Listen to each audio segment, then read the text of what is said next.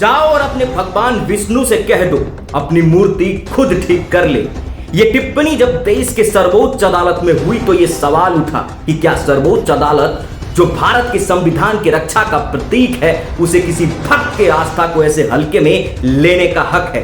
क्या इस देश के मुख्य न्यायाधीश को किसी भक्त को यह कह के अपमान करने का हक है कि क्या go and ask your lord Vishnu to do something? क्या यह टिप्पणी सिर्फ एक कानूनी जवाब है या फिर इस देश के करोड़ों हिंदुओं के भावनाओं को ठेस पहुंचाना है?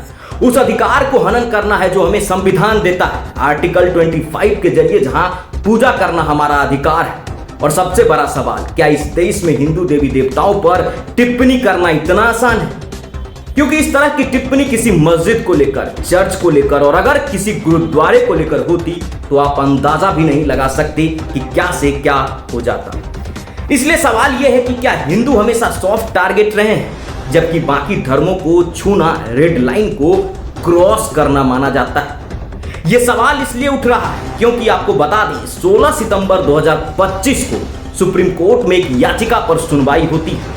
मामला मध्य प्रदेश के खुजराहो में जवेरी मंदिर का, जो यूनेस्को विश्व धरोहर का हिस्सा है। इस मंदिर में भगवान विष्णु का 7 फीट ऊंची मूर्ति है जो याचिकाकर्ताओं के अनुसार मुगल के आक्रमण के चलते क्षतिग्रस्त हुई थी।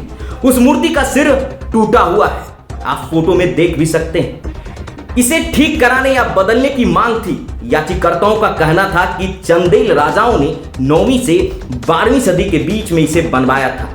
इसकी पवित्रता बहाल करना भक्तों का हक है। संविधान कानून आर्टिकल 25 पूजा का अधिकार देता है। याचिका में एएसआई और केंद्र सरकार से भी हस्तक्षेप की मांग की थी, लेकिन जब यह सुनवाई हुई तो हमारे देश के मुख्य न्यायाधीश भूषण राम कृष्ण गवई और जस्टिस के विनोद चंद्रन की बेंच ने इसे खारिज कर दिया। उनका तर्क था कि मामला एएसआई के दायरे में आता है और खुजराहो एक संरक्षित स्थल है। एएसआई कहते हैं कि ऐसे मूर्ति को ठीक कराने या बदलाने ऐतिहासिक मूल्यों को नुकसान हो सकता है।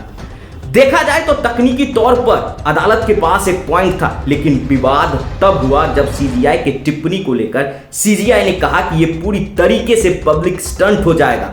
आप एक काम कीजिए, आप अपने देवता से कहिए कुछ करें। यही सारा मामला गड़बड़ हो गया। सवाल हुआ कि क्या किसी और धर्म को लेकर याचिका अगर की गई होती तब भी आप इसी तरीके के टिप्पणी करते? और अगर इस देश में सब कुछ भगवान ही करेंगे तो फिर सुप्रीम कोर्ट किस काम?